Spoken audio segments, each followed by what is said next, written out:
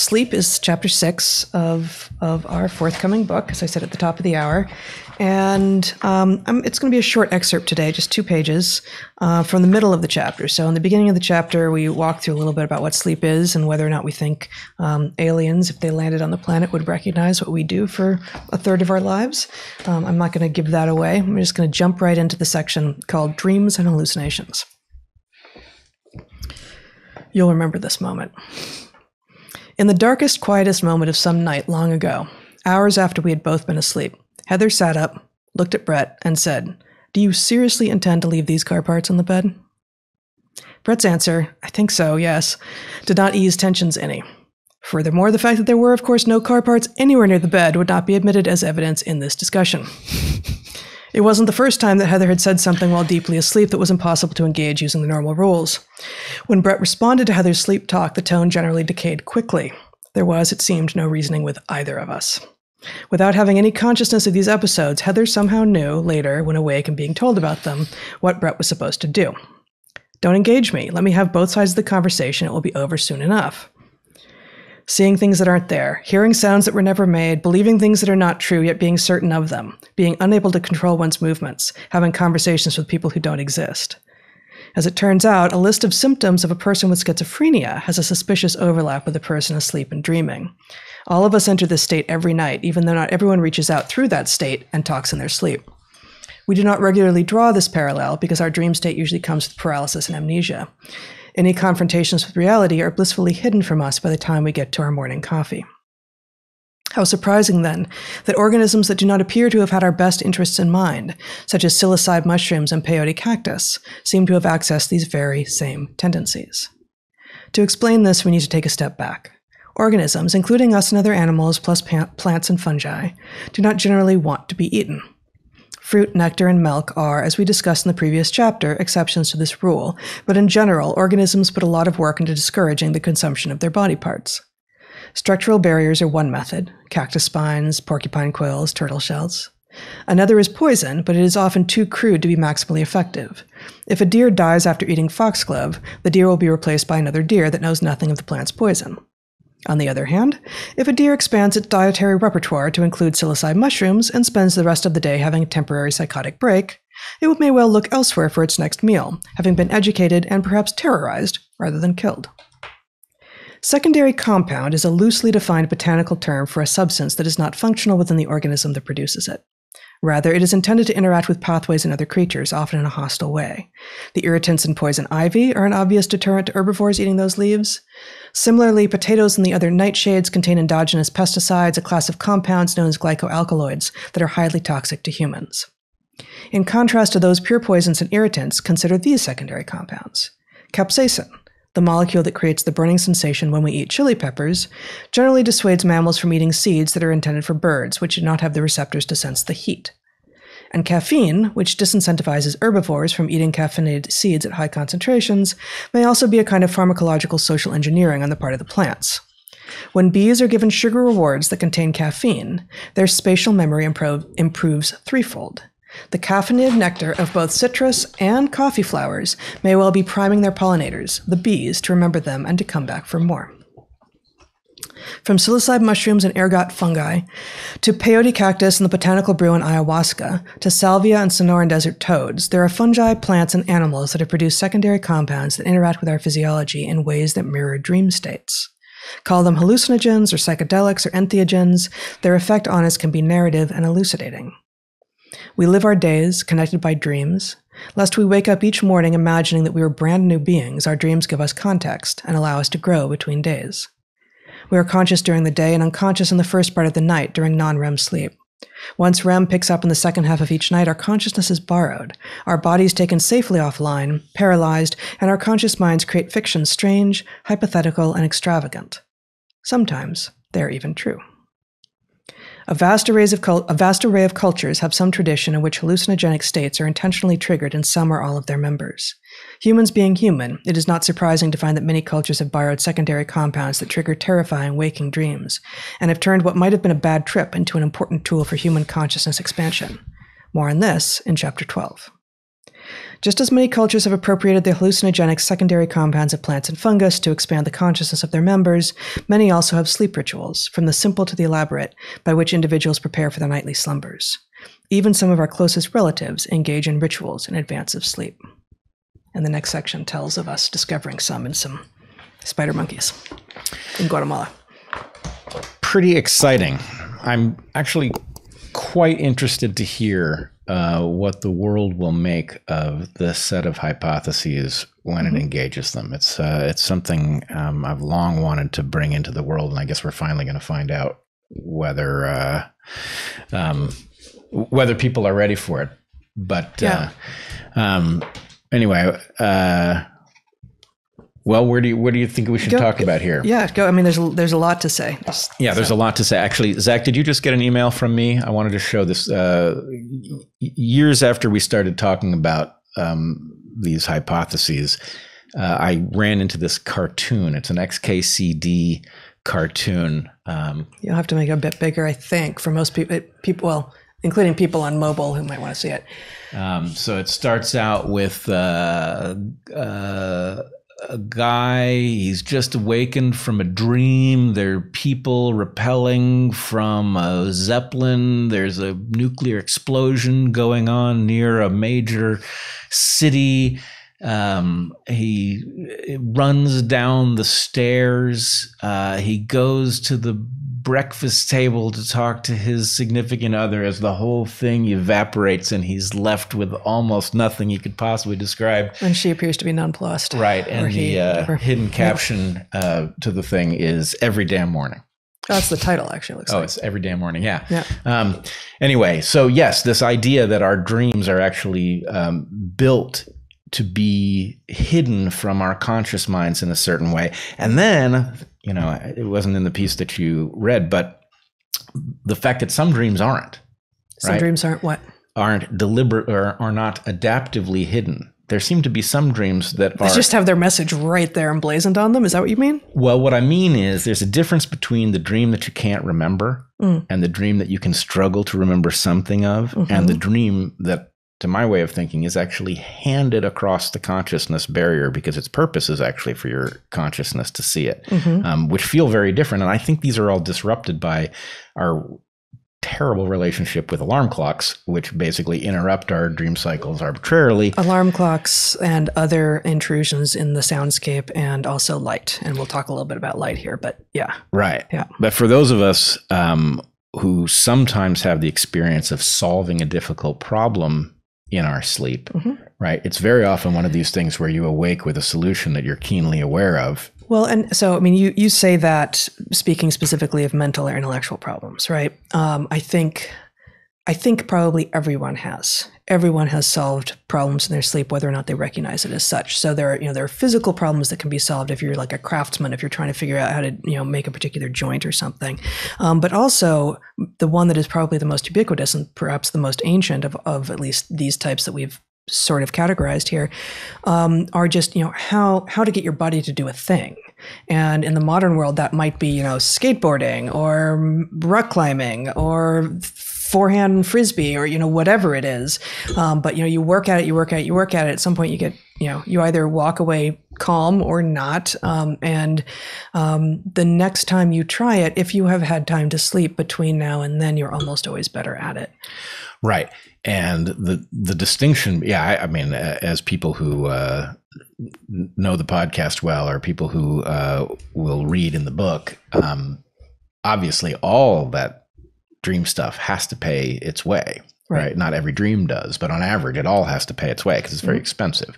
So the question is... it's metabolically expensive because the brain is by far the most expensive organ to run in the body. And when it's doing all this extra stuff, even if it's got body offline, actually muscles are cheaper to run in aggregate than the brain is. Yeah, the brain is just super expensive to run. And you can also, you can dormantize it. And so choosing to make it active about narratives that aren't real and on all of that is something adaptation has done to us for a reason. What the reason is isn't so obvious, but that there's a reason, or that there has to be, is clear enough.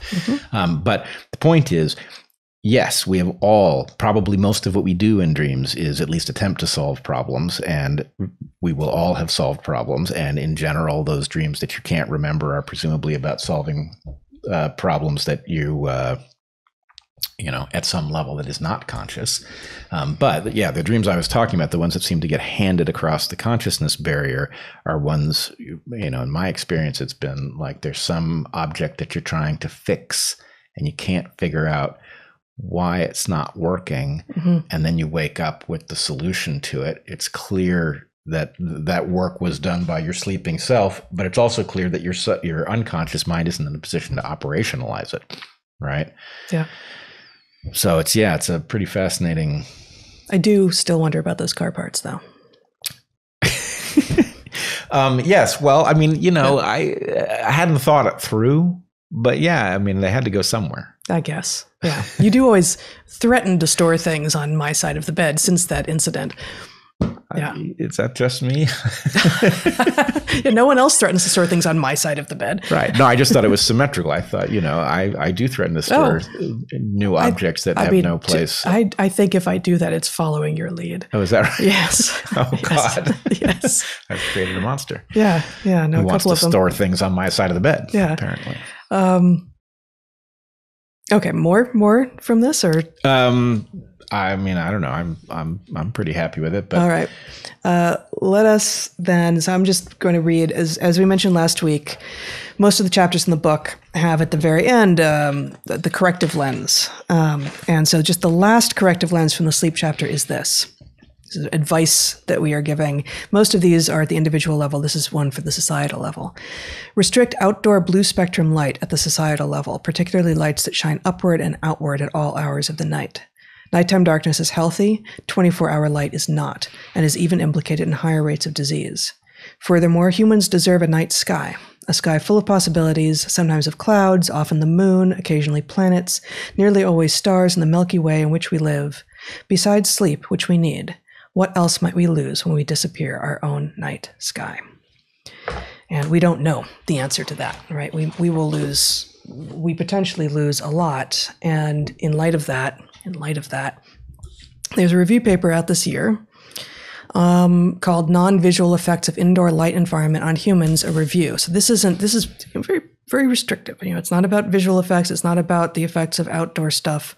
But it's a review of the extant evidence, which concludes a few things. And really, they aren't going to be surprising. But it's all nicely in this one paper now. They find from the review of the literature that at night, first of all, let me just define a few terms. They've got illuminance as one of their terms, which is just, it's just basically brightness, luminous flux per unit as measured in either foot candles or lux. So illuminance, and then CCT, which is the correlated color temperature, which is basically a measure of temperature, which is to say the higher CCT, the bluer and cooler the light is, and the lower the CCT, the warmer and yellower the light is. And so in advance of us going through the evidence, daytime light tends to be blue, and end of day and firelight tend to be warmer CCT, lower CCT, and yellower, redder. Okay, so at night, both high illuminance, it's brighter, and high CCT, that is cooler, bluer light, are positively correlated with the suppression of melatonin. Which I think many of us knew that, but there's basically nothing going in the opposite direction there. Furthermore, exposure to both blue light and high CCT light, basically the same thing, not quite. Different researchers using slightly different standards and measures. At night, exposure to blue light and cool light at night induce a delayed phase shift, which is also consistent with a reduction in melatonin. So basically your sleep is going to be disrupted. But it's not, in almost none of these cases can you just say, high CCT light bad, blue light bad. No, during the day, especially in the mornings, the more exposed we are to blue light. And I think I mentioned this last week, although maybe I failed to, but there's a different piece of research that shows that the earlier in the mornings you tend to be exposed to bright light, to outdoor light, to cooler light, that correlates with lower BMI.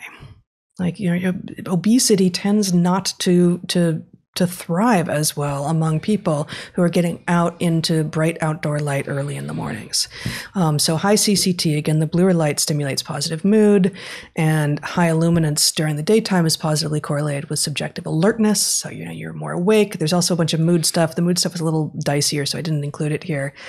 And then one of the papers that they cite from 2013 is that after millennia, maybe more than millennia, of sort of folk tales and cultural stories about the moon influencing all sorts of things, influencing mood and fertility and behavior and all of these things. There's a paper from 2013 that finds that the lunar cycle does indeed influence human sleep. And they actually did this. They went and collected data that had been collected from a sleep lab. So afterwards, people who actually aren't even affected by the light from the moon, it's actually they've picked up enough information about what the lunar cycle is that even while the moon is not impacting them directly, it's still affecting their sleep. Yeah. So what they have is electroencephalogram delta activity during NREM sleep. So EEG delta activity during non-REM sleep, which is an indicator of deep sleep, decreases by 30% during the full moon. Time to fall asleep increases by 5 minutes, not a lot. But the EEG assessed total sleep duration is also reduced by 20 minutes. During the full moon, without, for people who were sleeping inside in a sleep lab without any, without this being on the table about something that they were being, asked to think about. It's interesting because people are so disconnected from the lunar cycle now that it's hard for me to, that's some signal is so strong that it's getting through the fact that if you asked most people on most days where we are in the lunar cycle, they'd have no idea. Right. And I think this is beautiful because it's a full moon right now. Today is the full moon, and it's, especially in the northern summer, at least in the part of the world where we live, we're going to have a clear blue sky. And I was lucky enough to be out on the water very early this morning, and bright blue illuminance, high illuminance, bright, high CCT light early in the morning, and then to be able to go back out at night and see the full moon rising. And it's going to take a little longer to fall asleep, maybe.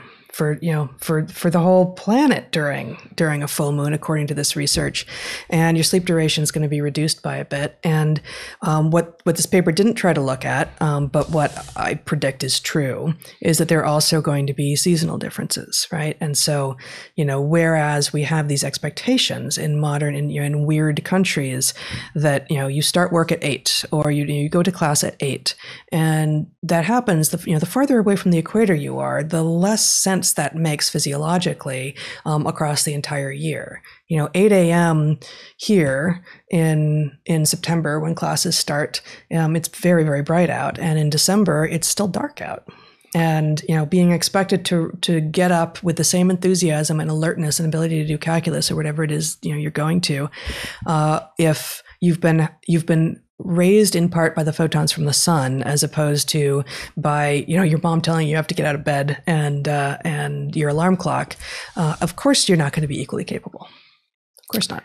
Yeah, in some sense, I think we made the point on DarkHorse several weeks ago that there is a distinction between biological time and laboratory time. And it's not that laboratory time doesn't exist. It's not that somebody made it up, right? Laboratory time exists and you can measure it. But the idea that what we're going to do is build mechanical clocks and align ourselves with them, align our behavior with them, that's not how it works. And, as soon as you break your cycle, even somebody who lives by clocks, if you go backpacking, right, suddenly you find yourself not so eager to stay up to 11, right? It's like, the sun sets. Unless it's late June and you're on Vancouver Island. Right. If you're very far north, yeah. But the point is, you tend to get up very easily. You don't need an alarm clock in the morning, and you don't need somebody to tell you, hey, it's getting really late, you need to go to bed, because it resets very, very quickly.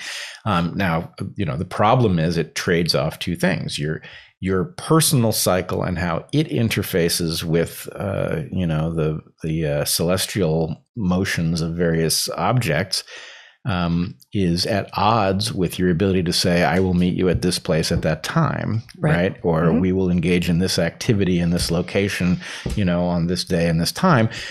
We have to be able to do that because that's the way civilization works. But to imagine that we are not borrowing from a much more natural, intuitive, and ancient interaction with time is just, it's an error. Yeah. And, you begin to see in a way that I don't feel like I was seeing signage at parks and such in the 70s and 80s when we were growing up. Some places now say open, dawn to dusk, this sort of thing. But then, I was at a park I hadn't been at before last week, and it was weird. It was like open 8 a.m. through dusk. It's like, why? And I was, I again was showing up to some new place to paddleboard on some new river, and I was there at 7, and the sun had risen an hour and a half earlier, and I was there an hour before the park opened. I just thought, why? Like, to what end is this park closed until 8 a.m., even though it being open at 8 a.m. in the winter, to the degree that it's about safety and not being policed when it's dark out. Well, just make it dawn to dusk then. Yeah. I mean, I agree with you that's, the good thing about a dawn and dusk rule is that you can operationalize it because everybody can figure out whether it's, after dawn or past dusk. The problem is probably an enforcement issue, unfortunately. Right. But in this particular case, they had one end that was a clock, a lab time in your formulation, and one that was an astronomical time. And, it seemed a little random to choose one, one as a lab time and one as an astronomical time. Yeah. Yeah. But you're also right that as you get closer to the equator, these things become, if you're really close to the equator, they become so regular that you actually do it 6 to 6, that's right. And exactly. And it doesn't wobble at the equator, but the farther north or south you are, the farther away from the equator you are, the more variation there's going to be. And like I said, I think now we have good evidence, and I presume that evidence will grow, that the lunar cycle is actually affecting our sleep.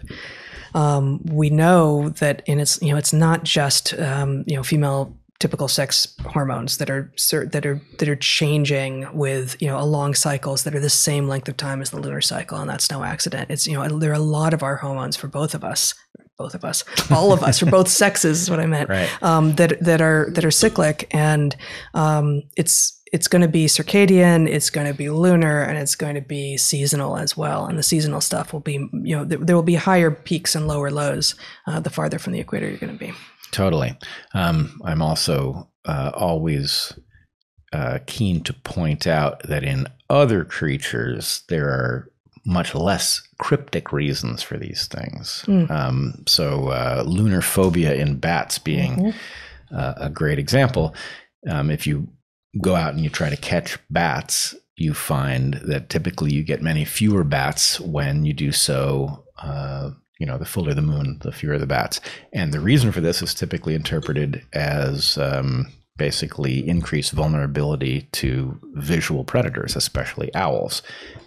So the idea is the bats are nocturnal, presumably mostly because it hides them from their predators. And microbats at least have a mechanism for navigating at night that allows them not to be hobbled by it. So echolocation works very well at night. There are some bats that navigate visually and they have giant eyes. But in any case, for most bats, the advantage of hunting at night is diminished when their predators have a fair number of photons to go on. And so anyway, you get this lunar phobia effect. Obviously, human beings are not likely to be sensitive for that reason, but the fact that we remain sensitive is pretty interesting. Well, I wouldn't be surprised if there weren't, in different cultures, some restrictions on when particular types of hunts take place regarding the moon. Well, both because the moon makes it easier to hunt and easier to be hunted. It's very rare for humans to hunt at night. my guess would be, so there obviously are creatures that will eat people, but they're also typically cultural responses, right? Like the mythology that says, if a lion has hunted a person, that you have to kill that lion because it has developed a taste for human blood or whatever. And these things function presumably very effectively to select against the animals that experiment with the hunting of people. And so anyway, you and I have run into crocodiles that could easily kill a person that, flee in fear when we swim near them. And, obviously mountain lions are fully capable of killing a person, but they very rarely do. So, but they're famously, and I don't remember which fossils, but they're famously these, African fossils with the canine holes from some large cat in their heads, having had some early hominid have been dragged up a tree. Right. I don't actually remember. Most cats are diurnal. I think that was an Australopithecine and a leopard. Most cats aren't diurnal, but I think that was imagined to be, yes, a leopard, which, they're kind of crepuscular. I don't know. Yeah. That was the case. Actually, no, they've got all the cats have a tapetum lucidum.